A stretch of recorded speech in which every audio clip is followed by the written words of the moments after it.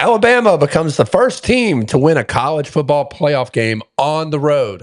Indiana sits, waiting, and draws the Tide as the number 1 seed. Rose Bowl, New Year's semifinals on the line. And Indiana comes into this game favored by 6 points. I'm your host, Nathan Johnston, and joining me today, special guest and contributor of Break the Huddle, ladies and gentlemen, Roosters Cocky Picks. Joining me today to predict and preview these matchups. Rooster, let's waste no one's time. Does Alabama's road win inflate the perception here, or is Indiana still being undervalued laying points at the number 1 seed? I do think both of these things are true at the same time. I mean, Alabama, they have not been playing good the last month or two before this game. They looked god-awful against the Georgia Bulldogs. They looked god-awful against Oklahoma the last time they played them. Their offense couldn't move the ball. They literally gave Oklahoma 14 points for free in that game. And then the first quarter against Oklahoma may have been the worst quarter alone that Alabama has ever played in the history of their football program. But then those 3 quarters afterwards have made everybody forget the last 2 months of football that they put out there on the field. The last 3 quarters they played, if they play like that, they can beat any single team in the country. But I also do think that Indiana, I mean, in the Ohio State game, they should have easily lost that game. Ohio State had the ball at the 5-yard line twice and got 0 points out of it. And then they have a game against Penn State that they did not look good at all. So I do think that Indiana should be favored by these 6.5 points. However, I do think this is a game that Alabama can easily backdoor themselves into just because of the strength in the trenches that I do believe Alabama has the major advantage in. I do think Alabama has the talent edge. I just don't think they have the coaching edge. But in a one-game winner-take-all scenario, talent usually does prevail. Yeah, and that brings up a great point, Rooster. You know, Alabama obviously carries momentum into this game. Indiana hasn't played football for, a few weeks now since the Big Ten championship game. Yeah. And you wonder if that lingers on people's minds. Mendoza, Heisman winner. Indiana, undefeated. The number 1 seed, the first time ever being number 1. And we saw what happened last year to the first round bye teams of the college football playoff. They all lost. And so that plays a big role into this game as well. And when you look at that logo, for some reason, some teams just shiver in fear. And you wonder, on the biggest stage and the biggest moment, can the Hoosiers stay disciplined? Can they stick to who they are? And can Mendoza brush off all of the publicity, all of the Heisman moments? Because it gets emotional, regardless of how poised and focused he is. It's hard not to let those emotions carry into a game like this. You're undefeated. You win the Heisman. It's a Cinderella story. Alabama's coming to take your gold, so to speak, and win the Rose Bowl. So I'm interested to see how that plays into this one. I mentioned Indiana being a favorite by this one, 6 on some boards, 7 on other boards, however you want to put it, touchdown favorite on a neutral field. And Rooster, you often talk about neutral site and how that plays into also home field advantage. It's a neutral field. Is that telling you Indiana should be closer to double digits, or is this a buy low spot on Alabama? I personally think this is a buy low spot on Alabama. I know I'm going to get a lot of heat in the comments when I say this, but outside of their one game against Ohio State, Indiana really has not played much competition other than the one Oregon game and the one Ohio State game. Alabama, people forget the fact, because of the recency bias of Alabama's schedule, Alabama had the most impressive 4-month game span in college football out of any team this entire season. They beat 4 ranked teams back to back to back to back. And it seems like people are completely forgetting that fact simply because of the rough play they've had recently. I do think Ty Simpson and his receivers are going to have to get some sort of communication going on the field this coming week against Indiana. One name that I'm looking out for in this game is Ryan Williams. That guy has been MIA all season long, unless it's the Georgia Bulldogs. If it's the Georgia Bulldogs, that dude comes out like he's freaking Jerry Rice of the back glory days with the most 50-yard touchdowns of all time. Dude just doesn't drop the ball. But then as soon as he gets any other team, he drops everything. Literally everything. The guy sucks if it's not Georgia. I'll be looking out to see if he can make a big impact in this game because he is the single most talented player in this game on either side of the football for both teams. If he is able to get an impact performance in this game, I think Alabama could easily cover this point spread in this one. But it's going to have to be a very strong game from Ty Simpson and these receivers to be able to compete with this Indiana offense. Yeah, and I think that brings up a good point. Let's talk about how these two teams got here. Obviously, Indiana 13-0, their best win at Oregon on the road. Clean resume, no losses. Alabama on the other side, 9-3 with probably the nation's toughest schedule this year. 17-0 hole turned into a 34-24 win against Oklahoma last week, and multiple high leverage road wins, including a very tough close win against Georgia in Athens. And you got to think, who are you going to take, the clean resume or battle tested? And it's not to say that Indiana hasn't been battle tested. They obviously beat Ohio State, right? They beat Oregon at Oregon. So they're battle tested in their own right. Just seems like Alabama's had to overcome a little bit more adversity than Indiana has in terms of scores. Maybe with the exception of Indiana being down at Penn State and being able to rally and come out on top in that one. That was a season-defining moment in my eyes for Indiana to watch them come back and win that game. It really spoke more volumes to me and how they won that game versus how they beat Oregon. And lo and behold, they're undefeated at the end of the year. Got to ask you, Rooster, do you trust Indiana's mistake-free profile more, or does Alabama's battle-tested path matter more in a playoff betting window? I personally think that Alabama's playoff-tested schedule this season matters significantly more than Indiana's perfect slate they've had so far because it shows that Alabama has had to deal with when the run game is not working, when is the pass game not working, what is going to happen when somebody gets injured, what happens when the defense can't stop the offense, what happens when the offense can't move the ball, the defense has to step up. And Alabama has had a lot more experience this season in these scenarios. In regards to Indiana, they've pretty much been able to do whatever they've wanted to on either side of the ball all year long outside the one Ohio State game they had a couple weeks ago. And even then, Ohio State was still gifting them a lot of opportunities by going forward on fourth down, missing a 25-yard field goal or some crap that was just absolutely ridiculous.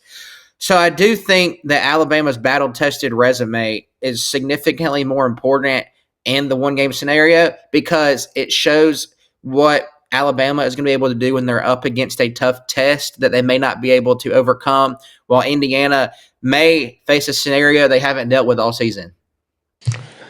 Yeah, I think you make a lot of great points there, and there's cases for both teams in this instance, right? Both teams are tested. Both teams are ready for the big moment, and it's going to be an exciting matchup to see.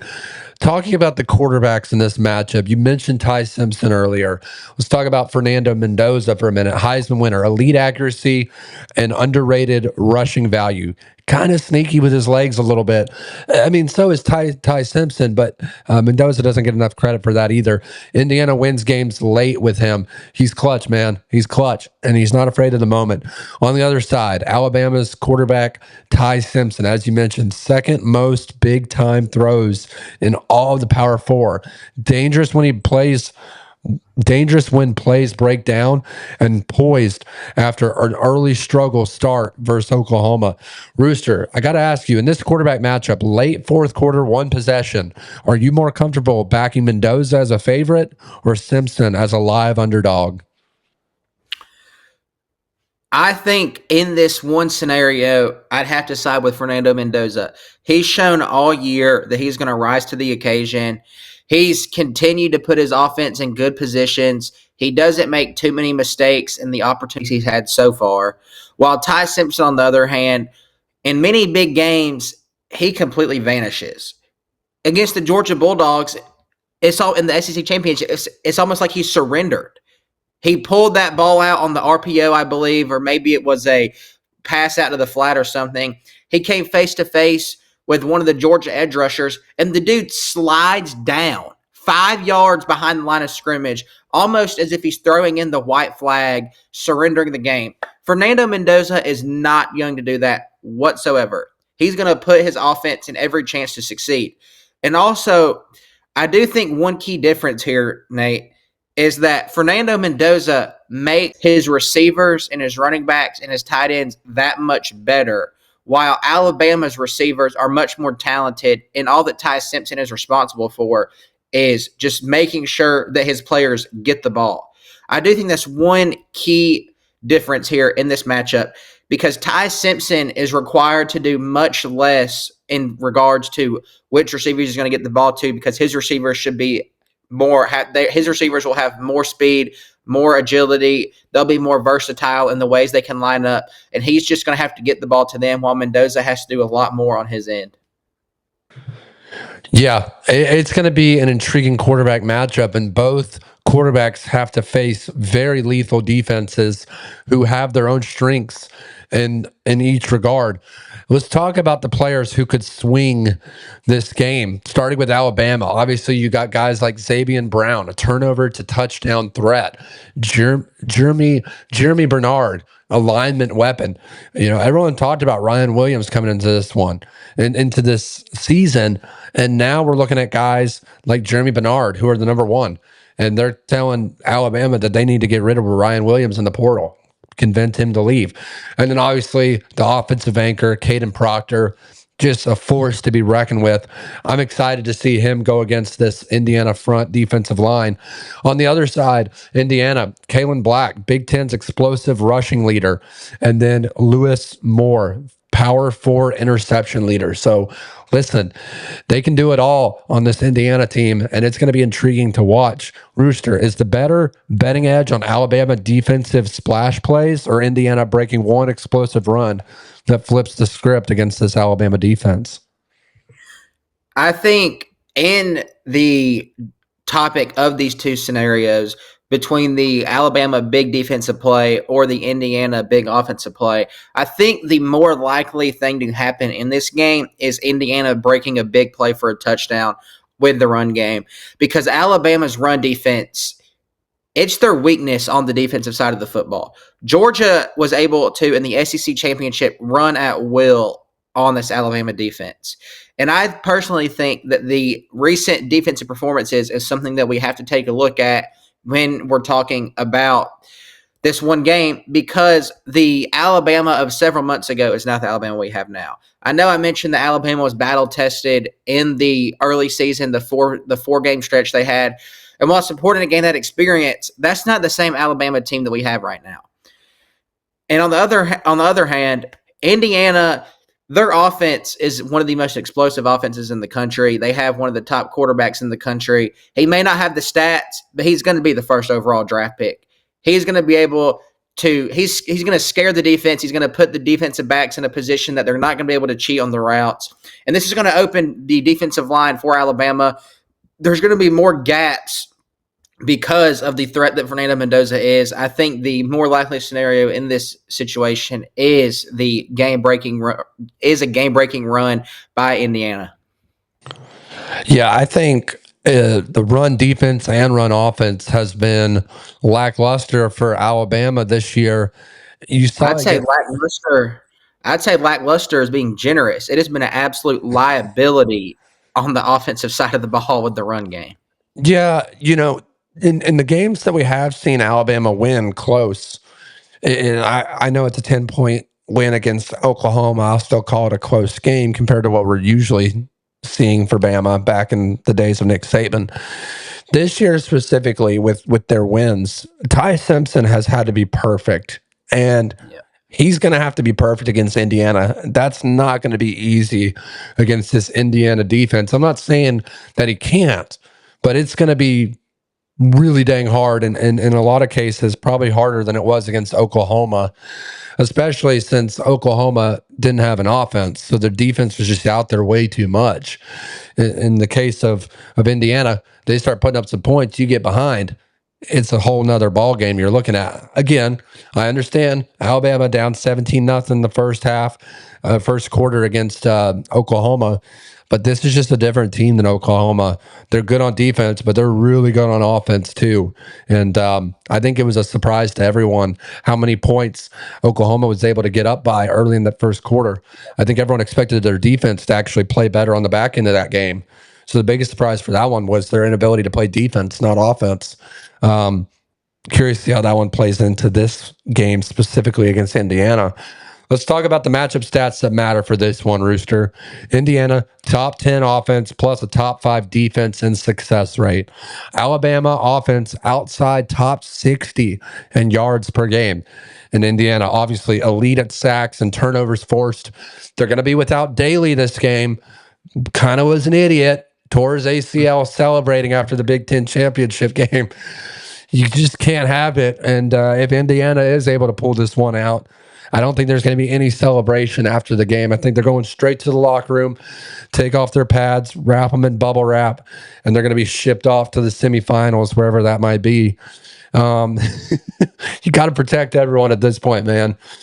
But Rooster, my question to you is, Indiana dominates efficiency metrics. Does that point to you to Indiana against the spread, or does it scream Alabama backdoor cover? Pause. Well, Nate, where we're from, we call the Stephen Daly injury, we call that the good old Malcolm Mitchell. Because, that injury cursed the Georgia Bulldogs that one season. They lost their number one receiver. And now Indiana lost their number one defensive player. But I do think that the efficiency ratings, they favor Indiana because Kurt Cignetti has shown that he's not one of these coaches who's just going to pull off the gas late in the game. He's somebody that's going to go full force the entire game until the game's over. That was evidenced in one of the very first games of the year when Illinois was a top 10 opponent coming into Indiana at the time, and Indiana just absolutely destroyed them. It was like 59-10 or some crap. It was unbelievable. He does not come off the gas one bit whatsoever. So as long as Indiana is able to have the efficient offensive performance that they're used to, the efficient defensive performance that they're used to, this game could get out of hand very quickly as long as both of these metrics continue to uphold. Yeah, I agree completely. Let's talk about Indiana's win probability, 65.9% chance to win this game. Indiana ranks, like I said, second offensively, fifth defensively in success rate. Not going to be easy for this Crimson Tide team coming into the Rose Bowl. Alabama struggles to sustain offense for 4 quarters. Can they get it done? Rooster, final question. One bet only, spread, money line, total, or prop. What's the smartest way to play this game without getting cute? And who do you have coming out on top to win this one? I personally think the smartest way to go would be to take the Alabama spread.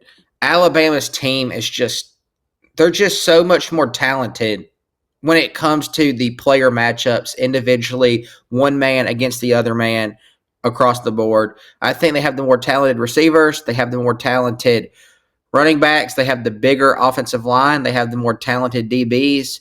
While it may not have been shown throughout the season in these metrics, it's just a simple truth. All you have to do is look at the rankings, look at the projected draft positions of certain players. Alabama is more talented at these positions. And then my winner in this game. I know Indiana is a very, very strong opponent. It may be my bias talking. I don't know. But I'm taking the Crimson Tide to get it done in the Rose Bowl. I think they're gonna put up a solid defensive performance. All they have to do is replicate the last 3 quarters against Oklahoma, and they can beat any team in the country. You're having a team who just probably had their best performance in 3 months going up against a team that hasn't played in a month and is coming off a game where they just lost their best player on the defensive side of the ball due to injury in a game they shouldn't have won in the first place. So give me the Alabama Crimson Tide to get it done in Pasadena in the Rose Bowl. Wow, wow, wow. Yep. That's why I love doing picks with you, Rooster. You just never know what kind of cocky take you're going to make. And I did not mean for that to rhyme. But listen, this game could go either way. I understand it's a 6-point spread in Indiana's favor. Obviously, all the attention, all the bright lights are on Mendoza for the Heisman winner and this and that. They're missing Daly. And while I do agree with you that Alabama has a strong offensive line, they've got great secondary. My biggest concern is that Indiana knows they cannot run the ball. And so they're going to be focused on Ty Simpson in that passing game. They're going to dial up exotic blitzes. They're going to scheme the way they want to scheme, whether that's zone, man to man. I think Indiana's got the guys to play up to par and up to speed with these Alabama receivers. They're dangerous, don't get me wrong, but Indiana's going to be ready for this one. And Rooster, I'm going to take one out of your own back pocket here.